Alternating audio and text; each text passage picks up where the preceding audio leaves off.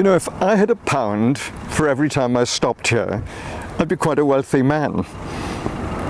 This must be one of the most iconic places in South Wales, and there are very few places in Britain where you can travel along a very busy main road, pull into a car park and get these astonishing vistas and panoramas. Our film today is all about the A4061 road between Hirwaun and Treherbert, although we will be making a few diversions here and there to explore some of the wonderful history.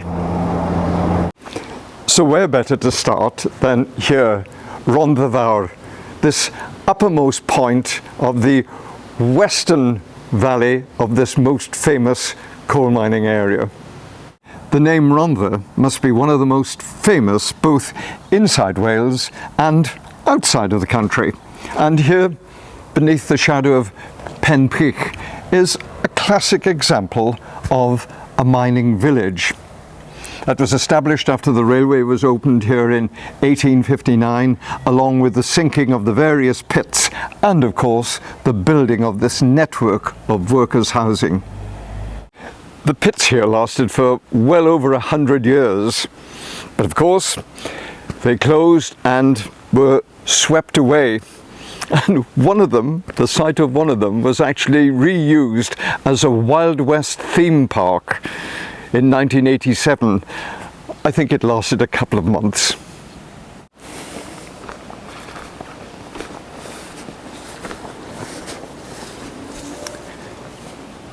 Until the 1920s, this was as far as you could get with any form of motorised transport, be it combustion engine or steam power. And if, say, you wanted to get to Merthyr Tydfil, well, that meant travelling by rail, a dozen miles down the valley to Pontypridd, changing trains, and then travelling same kind of distance northwards into Merthyr. However, if you wanted to get to Blaen Gwynfi in the Avon Valley, then you could do so by travelling through an amazing piece of Victorian railway engineering. A tunnel through the mountainside from here in Blaencwm across into the Avon Valley took 5 years to bore, and it was opened on the 2nd of July 1890. And by any standards, this is a superb bit of engineering, burrowing a distance of nearly 2 miles, carrying the Rhondda and Swansea Bay Railway. Such was the wealth generated by digging the black diamonds in this valley of Rhondda that the need to get huge volumes of coal more than justified the construction of an amazing, important tunnel. What I find so fascinating is that in the middle of this intense concentration of late 19th century housing, it's still possible to come across reminders of pre-industrial Rhondda. And this is a superb example, Tynewydd Farm, which dates from 1652, one of the most important farms in the whole of this area at that time.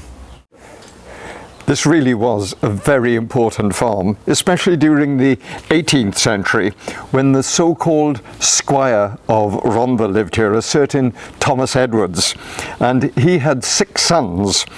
And I've got here a list of what they did. They included a clothier, a colonel who fought in India, an attorney, a surgeon who incidentally died of exposure on the mountain between Tynewydd and Aberdare on the 22nd of December 1832. There was also naturally a farmer and a drover. And of course, families like this were so vitally important. They were such an essential part of the community at that time. One of the terrific things about these valleys of South Wales is that within a matter of minutes you can move away from the conurbations into really lovely open environments such as this, which may not have been dissimilar to the view that Benjamin Heath Malkin saw in 1803 when he came into Rhondda Fawr. He said, "There is a degree of luxuriance in the valley infinitely beyond what my entrance on the district led me to expect. The contrast of the meadows, rich and verdant, with mountains the most wild and romantic surrounding them on every side, is in the highest degree picturesque."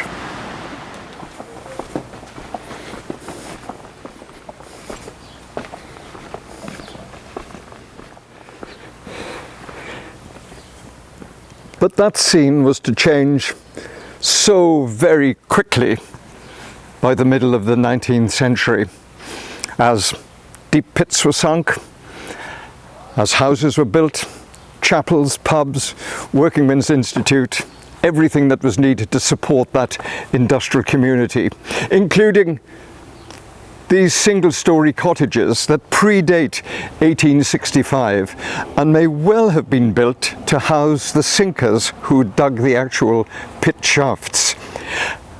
They were followed, of course, as the century progressed, certainly towards in the closing years of the 19th century, with other houses, including this row of houses that was actually built as a planned community. There are some amazing statistics about this valley. In 1901, it was estimated that on average there were 6 people living in each house. And little wonder, therefore, that there were terrific demands upon sewage disposal and good fresh water supply. I remember reading a statistic, whether or not it's correct, I can't vouch for that, but it reckoned that there were more people living per square mile in the valleys of Rhondda than there were living per square mile in New York. So the supply of good clean water was absolutely essential. As the valley expanded, so the demands increased. And there was a marvellous piece of engineering, because just behind me, tucked up in the combe there, was the location of a tunnel that was driven right through the mountain to tap into a lake on the other side of the mountain there, Treherbert Fawr. The supply of large quantities of clean water was crucial, and it was the enlargement in 1912 of the glaciated Treherbert Fawr into a reservoir, along with the drilling of a 1¼ mile long tunnel, that resulted in the discovery of one of the most important Iron Age hoards in Britain. 21 items were discovered, including an iron spearhead, horse harness, and cauldrons made from sheets of hammered bronze held together with bronze rivets. It's thought that these precious artifacts were part of a votive offering thrown into the lake. They're now in the care of the National Museum of Wales. Perhaps those early people were as impressed with this amazing sight as I am today, and these still waters sitting beneath this outstanding example of a glaciated quarry, which, along with neighbouring Llynfach just over a mile away, are part of a site of special scientific interest. So I can imagine them gathering together and casting the items into the water as an offering to their gods, in the hope of a good harvest and good fortune for the community. I can so understand why this place was so significant to our forebears, but this sense of significance continues to this day, because I find it deeply touching and moving to look at these memorials right the way along the hillside here that have appeared almost spontaneously. And perhaps the people who are commemorated here loved this place as much as I do. And I find just being here, looking out across this wonderful panorama, does so much to lift my spirits. On the top here, between Treherbert and Hirwaun, is a fascinating archaeological site, Hen Dre Mynydd, and its name is a very good clue. The old town, or settlement is perhaps a better description, the old town on the mountain. This site has been explored at various times over the past 100 years or so, and the evidence gathered indicates that it was occupied during the Iron Age and by the ubiquitous Romans. What I find fascinating is that a geophysical survey in 2015 indicated a much larger site that was bisected by the old parish road that connected the two valleys. It was a short paragraph in the report of the South Wales Regional Survey Committee that was published in the early 1920s that was to influence the building of the first proper road system that was designed to provide a viable all-weather link between the valleys. The report stated, "The improvement of existing valley roads and the construction, where practicable, of new lengths of road are matters of some urgency." The link between Treherbert and Hirwaun was finally completed in 1929, and I have some facts and figures about the construction of the road. The cost of the road then worked out at £15,500 per mile, and I did a very rough calculation, and that's about 900,000 today. So a fairly hefty investment by any standards. And the total cost of all the roads, again estimated at today's prices, about 25 million. The Minister of Transport at the time said that the inter-valley roads were a work of social reform, and besides their construction, they also provided much needed employment for out-of-work miners. It was stipulated that 75% of the people engaged on the construction of the roads should be drawn from the ranks of the unemployed. These are some truly spectacular examples of road engineering, with these quite amazing cuttings, embankments and curves, but especially impressive when we consider that it was mainly human animal muscle power and explosives that were used for its construction. The rocks on the side of the road here can be very friable, and of course they're subject to frost, wind and rain, but the steel mesh now provides very important safety measures. But before that was installed, that work was done to the roadman who was responsible for looking after this length of road and keeping it clear and warning about any changes in conditions. And he was provided with accommodation in this wonderful little hut. One of the well-known occupants was George Coles, who for over 16 years created one of the most remarkable and delightful gardens in all of Wales. No elegant lawns or arcades of trees adorn this landscape, but a glorious array of plastic flowers, windmills, dragons, penguins, and welcome signs laid out in painted stones. His garden was ever-changing and sometimes reflected current events. I remember passing by on one occasion when there'd been a notable win by Wales over the English, and the scores were written in huge letters on the hillside. The following year, when Wales lost, the scores were reported, but much smaller scale of letters. I checked online to find, to my pleasure, that there's a Facebook page dedicated to the memory of George and the preservation of his hut and the recreation of his garden. About a mile away from the road is another memorial, but this one is rather sad. On the 11th of April 1902, William Llewellyn, a 5-year-old boy, went missing from Aberraman. The following day, about 12,000 people scoured the mountains, but to no avail, and it wasn't until the 26th that his body was found, not far from here. It was reported that so great were the numbers attending his funeral that it took the procession 40 minutes to pass any given point.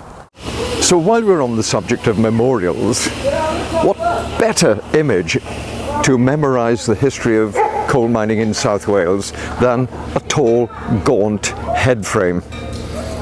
Sure, there are quite a few preserved across the area, but this one here at Tower Colliery is different because it's a symbol of courage, tenacity and sheer bloody-mindedness when the miners realised the impossible dream of buying this colliery in the face of privatisation and closure. With widespread report each of the 239 miners pledged £8,000 of their redundancy money to raise the purchase price of this colliery, which was then about £2 million.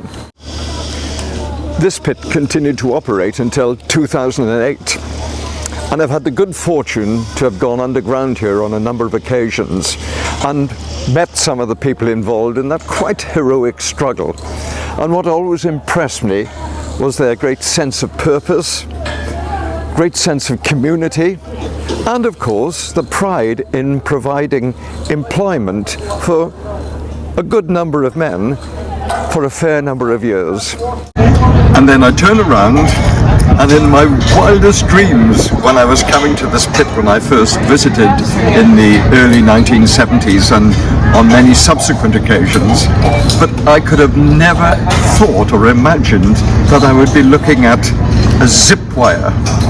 It's just staggering to think, here we have this zip wire here in South Wales, and there's another one in North Wales, now providing another form of employment, and certainly a marvellous piece of recreation. Wouldn't it be great to come back and say 100 years and see what on earth is happening on this site? This place has seen protest and reform for a long while. In 1831, it was here on this common that saw the emergence of union organisation. Workers from Merthyr Tydfil rose in protest about wage cuts and in favour of political reform, and took on, repelled and disarmed the local unionary who'd been sent in to quash the uprising. A calf was sacrificed and a tablecloth was dipped in its blood, and so was raised the very first red flag. And if that wasn't enough, there was further confrontation with authority during the so-called Hirwaun gas tanks battle in the early 1970s, when protesters, supported by the Aberdare Trades Council and the Hirwaun Action Committee, objected to the construction of massive gas tanks on the common here. Planning permission had been granted, but members of the local community were concerned about safety and amenity issues and picketed the entrance to the site for over 4 years. It culminated on the 15th of March 1974, when contractors engaged by the British Gas Corporation, supported by 70 police, tried to force access. The word went out, and a small army of mainly women workers from the nearby industrial estate downed tools and joined in the picket.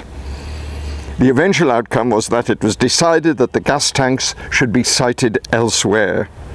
And this was an announcement that the community celebrated with a dance and a party at a local club. In making these films, I've always been astonished to find just how much history can be crammed within such a small area.